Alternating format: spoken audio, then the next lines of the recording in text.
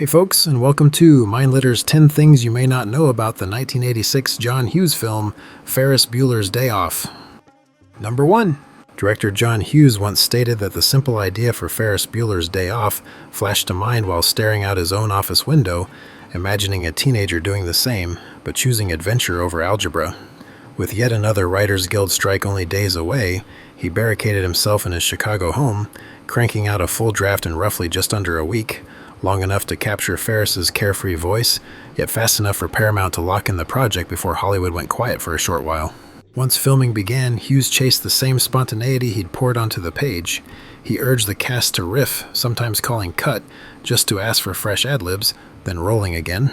One such improvised line that stuck in the minds of many was Edie McClurg's delighted, "They think he's a righteous dude," and many others that all sprang from that playful on-set freedom, giving the movie its loose, lived-in charisma that it became famous for. Although Hughes framed the story as a love letter to Chicago, showcasing Wrigley Field, the Art Institute, and the Von Steuben Day Parade, practicalities pulled the crew west for a few scenes. The Bueller family's leafy, seemingly suburban Chicago house, for instance, wasn't in Chicago at all, which we'll get into the details of later, but you'd never know it as the plot stitched the two quite distant regions into one seamless day that feels just as expansive and unpredictable as Ferris's imagination. Number 2. Long before moviegoers met Ferris, Matthew Broderick was already a darling of the New York stage. He earned a Tony for Neil Simon's Brighton Beach memoirs at just 21, then headlined Simon's follow-up, Biloxi Blues, all before his 24th birthday. Film roles were still rare. Max Dugan Returns, War Games, and Ladyhawke gave him a modest screen resume, but most audiences knew him, if at all, from glowing Broadway reviews. That theatrical grounding taught him to play directly to an audience, a skill that would become Ferris's signature. That same theater career left him with a surgically repaired knee, and the frantic backyard sprint early in filming pushed it past its limits. Broderick ended up re-tearing ligaments during the leaping the backyard fence scene, forcing the production to bring in a stand-in runner for the wide side yard running through the house shot and to rethink the later parade routine. Choreographer Kenny Ortega trimmed the high kicks, built in more upper body swagger, and let Matthew lean on Ferris's cocky personality and gestures rather than acrobatics.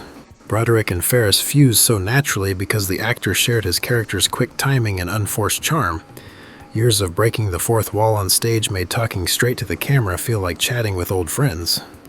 Off-set crew members recall him cracking the same kind of dry jokes Ferris tosses at the audience, blurring the line between role and performer. That easy overlap, equal parts confidence, mischief, and warmth, let Broderick slip the mask on and off without effort, leaving viewers convinced they just spent a day cutting class with the actual guy. Number 3. The tidy two-story colonial home that welcomes us into Ferris's world feels unmistakably Midwestern, with its white clapboard siding, symmetrical shutters, and stretch of well-kept lawn, exactly the kind of suburban comfort Hughes wanted audiences to picture just outside Chicago. Step back a few yards, however, and the illusion begins to dissolve. Beyond the hedges lie towering palms and the salt-tinged air of Southern California. The filmmakers leaned on tight framing, borrowed Illinois license plates, and even painted autumn leaves green to hide the coastal clues and sell the fantasy of Shermer country domesticity. In reality, the Bueller residence stands at 4160 Country Club Drive in Long Beach, California, tucked among other gracious 1930s homes that overlook Virginia Country Club's rolling fairways. Locals recall the production trucks that briefly clogged the quiet street while neighbors peeked from porches, curious about a so-called Chicago movie filming in their backyard. However, only exterior scenes were captured here and the interiors were recreated on a Los Angeles soundstage, allowing the crew to manipulate walls for Ferris's elaborate bedroom adornments without restriction. Hughes even slipped a personal Easter egg into the property's on-screen identity by assigning it the address 2800, the street number of his own childhood home outside Chicago. That small nod tethered Ferris's fictional haven to the director's real memories, reinforcing the film's theme that ordinary neighborhoods can feel like launching pads for exciting escapade. Today, fans still cruise past the Long Beach house for selfies, marveling at how a single, lovingly framed facade became shorthand for every teenager's dream escape. Number 4. Alan Ruck also arrived on set with deeper roots in theater than film, having cut his teeth in Chicago storefront productions before landing opposite Broderick and Neil Simon's Biloxi Blues on Broadway. At 29, he was a decade older than Cameron Fry was supposed to be, yet years of stage work had sharpened a boyish vulnerability that let him slip believably into a high schooler's anxieties. He joked later that being the oldest teenager in America meant he could mine his past with a little extra perspective and a lot less acne, while still feeling every sting of adolescent awkwardness. His famous Mr. Peterson phone call began as pure mischief. Ruck reached back to his Broadway days and mimicked director Gene Saks' booming patrician bark, dropping the voice mid-take to rattle Broderick and crack up the crew. Hughes, delighted by the improvised bluster, waved off another take and kept the gag in the movie. Ruck swears he never told Saks his voice became an angry Chicago father threatening an inept high school principal. He just hopes the legendary director would have laughed as hard as everyone else on set. Hughes built his Cameron character from memories of a quiet high school friend who felt invisible at home, and Ruck's own reserved nature meshed perfectly with that blueprint. He understood the weight of parental neglect, the way it can make a kid retreat into hypochondria and sarcasm, and he balanced those wounds with flashes of sharp humor that kept Cameron lovable. Sharing real-life rapport with Broderick, he turned Cameron's panic, jealousy, and eventual catharsis into a realistic performance that feels less like acting and more like watching an old soul finally exhale. Number 5. The extreme cost of an authentic 1961 Ferrari 250 GT California could swallow a huge chunk of the budget of a teen comedy, so the production turned to Modena design and development for 3 fiberglass fake Ferraris, so to speak. One served as the pristine hero car for close-ups, another stunt car that handled the joyride shots, and the third was gutted of its drivetrain for the dramatic crash through the glass scene. Although all 3 gleamed like the multi-million-dollar classics they were in mimic of, under the skin they were cleverly disguised kit cars that saved production costs greatly. That sacrificial third replica met its fate being slung out of Cameron's dad's glass-walled garage. After being stripped out to lighten the load and preserve the removed functional parts, the crew rigged a long steel cable to a tow truck parked a couple blocks away, hiding the line beneath fallen leaves. On action, the truck lurched forward, yanking the fake Ferrari shell through the plate glass window in one violent camera-perfect burst, an illusion so convincing that locals who wandered onto set thought the filmmakers may have actually trashed a vintage icon. Hughes loved lacing his films with numerous subtle Easter eggs, and nowhere is the richer than on the license plates of the cars in this film. Ferris's mom's car sports VCTN, tipping a hat to National Lampoon's Vacation, while Dad cruises with MMOM, a wink at Mr. Mom. And Principal Rooney's battered 4FBDO, advertising Ferris Bueller's Day Off itself. Spotting these tags feels like trading secret handshakes with the director, proof that in Hughes's world, even the props get in on the fun. Number 6. Mia Sara, who played Sloane Peterson, came to Ferris Bueller's Day Off with just one major screen credit, which was playing Princess Lily in Ridley Scott's fantasy epic entitled Legend, and a handful of commercials and school stage roles she'd done while attending St. Anne's in Brooklyn. That fresh-from-the-theater innocence caught John Hughes' eye during auditions. He later told crew members that Sarah's mix of poise and wide-eyed curiosity felt exactly like the girlfriend Ferris would fight to impress. At 18, Sarah was the only true teenager among the core cast. Matthew Broderick was 24, Jennifer Grey 26, and Alan Ruck was almost 30. The age gap meant she often became the set's unofficial little sister. Older co-stars often gave her on-camera tips, and Hughes made sure the long days never trampled her senior year energy. That authenticity shows on screen. Sloane's easy grin and unforced wonder ground the movie's wilder hijinks in genuine youth. Interestingly, Sarah's favorite keepsake from the shoot is the white leather fringe jacket Sloane wears through most of the film. Costume designer Marilyn Vance let her take it home on wrap day, and Sarah has said she wore the piece for years before finally retiring it to a closet as, quote, the best souvenir ever. The jacket's enduring cool mirrors Sarah's performance. Simple, confident, and effortlessly memorable, the perfect counterbalance to Ferris's non-stop scheming. Number 7. Hughes loved encapsulating his suburban teenage tales within one shared universe, so he kept dusting off old Shermer High School like a favorite prop. It anchors 16 Candles, lurks in the circuitry of weird science, commands detention in the Breakfast Club, and pops up again for a final time for Ferris Bueller's Day Off, creating a sense that Samantha, Gary, Claire, and Ferris might all pass each other in the same hallway between periods.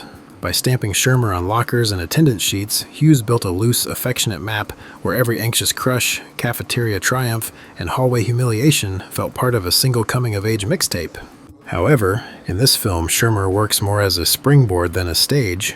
We glimpse just enough beige corridors and the general environment to understand the mind-numbing mundaneness that Ferris is escaping, then the story sprints downtown. That fleeting peak turns the school into a cocoon Ferris has already outgrown, while background gags like the Save Ferris propaganda scattered about and the ever-changing attendance number let Shermer itself take part in the rolling jokes. The bricks behind the myth actually sit in two real Illinois buildings. Most interior shots came from the shuttered Main North High and Des Plaines, an empty shell Hollywood could repaint without disrupting classes, while exterior walk-and-talk shots were captured at Glenbrook North and Northbrook, Hughes' own past school. He returned to these halls partly for budget, but mostly for nostalgia. Northbrook's original name was Shermerville, and planting every high school story in the fictional Shermer let Hughes relive his own adolescence while reassuring us that teenage angst sounds the same no matter which yearbook we sign. Number 8. Jennifer Grey, who played Jeannie Bueller, signed on for Ferris Bueller's Day Off with a handful of eye-catching screen credits, Red Dawn, The Cotton Club, and American Flyers, plus a reputation from New York theater circles as well for blending quick comic timing with raw sincerity. Those early roles proved she could flash between toughness and tenderness in a single beat, a versatility Hughes valued when casting his suburban fable. That same agility sparked an on-set chemistry between Grey and Broderick. Long hours of rehearsal turned into shared jokes, coffee runs, and before anyone quite noticed, a real-life low-key romance developed between them. Friends recall the two trading sarcastic asides between takes and sneaking out for late dinners after wrap, their mutual admiration folding naturally into the playful sibling rivalry the film required. Hughes ultimately chose Grey to play Jeannie because she could project volcanic outbursts without losing the audience's empathy, yet switch right into the opposite with ease. In auditions, she delivered Jeannie's eye-rolling exasperation, then let a flicker of loneliness slip through, hinting at a sister who just wants the same attention that Ferris grabs so effortlessly. That layered performance grounded the comedy, making Jeannie's eventual softening feel earned and giving the film its warm, believable sibling heartbeat. Number 9. For the big parade scene, Hughes didn't just stage a street number, he practically hijacked a city. The team slipped a flower-decked float into Chicago's real Von Steuben Day parade, then returned a week later for pickups after local radio stations encouraged residents to come out to be in a movie. An estimated 10,000 people packed Daley Plaza, forcing production to wrangle police barricades, 11 roving cameras, and a rolling sound system powerful enough to drown out traffic. Kenny Ortega mapped every beat on a rehearsal floor, but the moment the float inched into view, the plan dissolved into joyous chaos. Exactly what Hughes hoped would sell Ferris's fantasy. To keep the crowd's energy somewhat orchestrated, Ortega planted several dozen professional dancers in various spots, perched on scaffolds, leaning from windows, and among brass bands. Everyone else, construction workers, tourists, lunchtime office staff, were genuine passers-by who got swept up in the music. When the playback of Twist and Shout blasted down Dearborn Street, strangers started freestyling, and Hughes barked through a bullhorn for camera operators to shoot everything that moves. The footage is a living collage of stage choreography colliding with pure Chicago spontaneity. Broderick, still nursing a wrenched knee from the backyard sprint scene, could only manage about half of the maneuvers that Ortega had taught him, so he leaned into swagger and improv. Between takes he admitted he was terrified at first, but once the music hit he felt a stadium-level adrenaline rush and began mugging for office windows, riffing on the mic and throwing his arms wide to soak in the roar. Decades later he recalls those two Saturdays, quote, "The closest I'll ever get to being a rock star, a memory as unscripted and euphoric as Ferris's perfect day." Number 10.